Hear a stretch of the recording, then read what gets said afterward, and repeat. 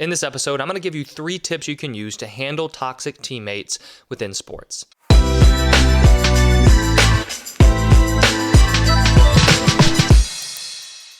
Hey there, I'm Eli Strawman, a performance coach and the founder of SuccessStartsWithin.com. Now, I'm creating this episode assuming that you're going to stay on your team. Because one option, obviously, is you leaving teams. If you're going to move to another team, that's completely an okay thing to do. In fact, it's a lot of times the easiest way and the best way to avoid these toxic teammates. However, it's not really worth, creating a whole episode on, because if you can move teams and you do feel like that's the best option and you talk it over with your family, that's what you need to do. This episode and these 3 tips are for you if you don't really have that option. Maybe you don't have another high school that you can go to, or maybe the school you're on in college is a great school for you in a lot of other respects, but the teammates are just tough to deal with right now. If that's the case, these tips are going to be for you. And these tips are also they're also going off of the idea of control. When it comes to handling toxic teammates, whether they're negative, whether they are, bringing you down, they're trying to, be so competitive with you to where they're not really being supportive teammates. When you're in such an environment, it's important that you're focusing on what you can control. Because if you're so caught up in how they're acting, you're not taking the necessary steps and changing the way you need to think to get you to feel better. And that's what we're going to be focusing these tips on. What can you control when it comes to handling those toxic teammates? And so tip number 1 is you want to make sure that you are working on building your confidence and getting your confidence from yourself. One of the easiest things to have happen when you deal with toxic teammates is that, you start to look to them for approval and for your confidence. So you're starting to look to your teammates for whether or not they think you're doing well. And the way that we're going to counteract that is you working to build your confidence for yourself. This means you are not relying on anybody else, not even your coaches, your parents, and especially not these teammates to help you feel confident. What this does is the more confident you feel, right, the more you work on building this confidence for yourself, the more self-assured you're going to be. The more trust you'll have in yourself and your game. So the less these toxic teammates and their negativity, their critique is actually going to affect you. So what you can do to work on building your confidence for yourself is start taking steps in order to do so. So we want to view building confidence as an action or as an actionable process for you. And one of the best ways for you to build your confidence as an athlete is self-talk, right? You want to work on changing the way you're talking to yourself. Talk to yourself in a more confident way. Talk to yourself in a more uplifting way, in a more positive way. I was talking to an athlete this past week, and we were talking about how to deal with negativity from other people. And it wasn't negativity from teammates for him. It was negativity from the other team. He was getting trash talk while he was playing. And I was talking to him about how when we focus on positive self-talk and encouraging ourselves in these moments, it almost acts as a force field against the negativity coming at us from other people. So when we're dealing with toxic teammates, most of the time teammates are being toxic in the form of negativity, right? Whether they are critiquing you, whether they're saying negative things about you, whether they are talking behind your back, whatever it is, right? It's a form of negativity. We want to counteract that with this positive thinking, which then works really well to build your confidence.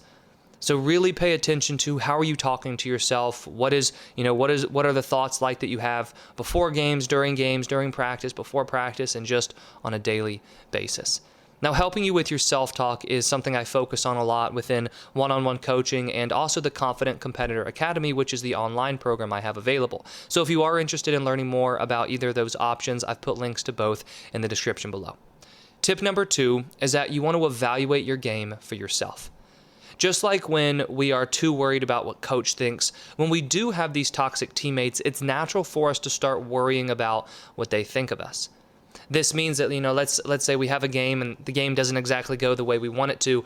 So then we are allowing our teammates to criticize us. Maybe they're starting to say how it's our fault that the team lost, or they're pointing out all the little things that we did wrong. And look, maybe we didn't have the best game. But that is not a productive way of evaluating a performance. And if we allow these teammates to get inside our heads, if we allow them to talk down to us, if we allow their negativity to get, to affect us, then that's not going to allow us to actually look at what we need to improve after the game. And another way that teammates are toxic is not actually that they're being negative towards you, but they are just negative in general.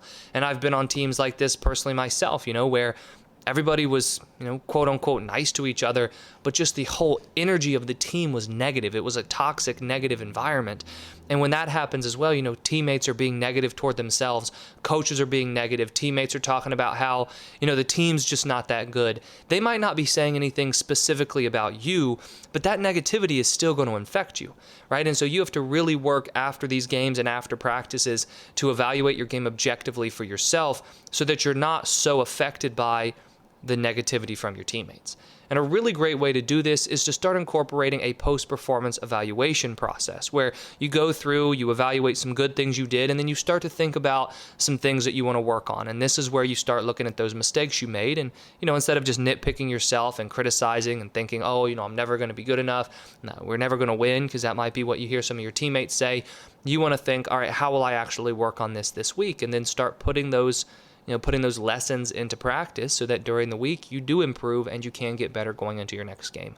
But when we know you're dealing with negativity, and toxic teammates, whether they're being negative toward you or whether they're just being negative toward themselves and the team and that affects you, we have to work on counteracting that with a good evaluation system in place. And the third tip that I have for you is that you want to focus on what you enjoy about your sport. And this is really a powerful one and an important thing for you to be focusing on. If the negativity isn't directed toward you, but like I just said, it's still there to where they're being negative toward themselves, they're negative about the team, maybe they're negative about the sport, and they're the type of teammates who are always complaining about having to practice and complaining about having to do extra work, and they kind of downplay anybody who acts like they really want to do well within their sport and downplay people who work extra hard. That's a huge form a big type of toxic teammates that we might have to deal with. And we really want to make sure we're working against that by reminding ourselves of why we want to play the game. For example, let's say that you're dealing with toxic teammates who kind of make fun of people who work really hard, which I think is an insane thing to do, but that's beside the point, right? But they're the type of players, type of teammates who just kind of make fun of people who try really hard, and then, God forbid, if you don't have a good game, they really then say something and say a snide comment about how you work so hard, but then you didn't perform as well. When you're dealing with those types of teammates, it can be easy to allow that negativity and that kind of just crappy talk to affect you to where you don't work as hard or you feel weird about putting in the work. But you need to remind yourself, what do you enjoy about your sport? What are you wanting to achieve within your sport? And I would imagine that you enjoy working hard. You enjoy pushing yourself, right? Trying to get yourself to that next level. That's what really drives you. That's what you love about your sport. If you have teammates who always complain about having to work, and go to weightlifting together, they complain about hard practices. Don't let that affect you, right? Remind yourself what you love about your sport and how you like to be out there and to push yourself and how you just enjoy getting to play your sport, and you're very grateful that you get that opportunity. But when we're dealing with toxic teammates, whether they're being negative towards you or just negative toward themselves and, the game in general, it's really important that you remind yourself why you enjoy your sport.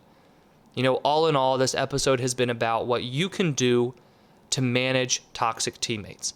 Not to stop them, not to, tell your coach about them. I think all that can be done, and all of that is important, whether it's you having a conversation with a coach, your parents having a conversation with a coach, and, even if you can change teams, that's a really great option to take.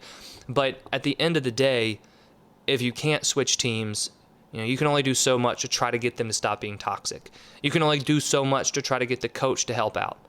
At the end of the day, you have to know what you need to do, what you need to focus on, how you need to change your own thinking, how you need to protect yourself to work against the negativity that is created by this toxic teammate or these toxic teammates. So make sure you're working on building your confidence for yourself. Self-talk is a great way to do so, like I mentioned. Really make sure you are evaluating your game in a productive way. You're looking at the good things. You're trying to improve. You're not just beating yourself up. And then remember why you enjoy your sport, right? Why do you like to train so hard? Why do you like to work so hard? Why do you want to get better? Remember your why, right? Why do you love your sport so much? And that is a great way, and those are 3 great tips to help manage these toxic teammates. I hope you enjoyed this episode, and if you did, please hit that like button and subscribe if you haven't already. I put out new videos each week on sports psychology and mental training. If you're interested in any of the sports psychology programs I have available, such as Mental Performance Coaching or the Confident Competitor Academy, I've put links to those in the description below.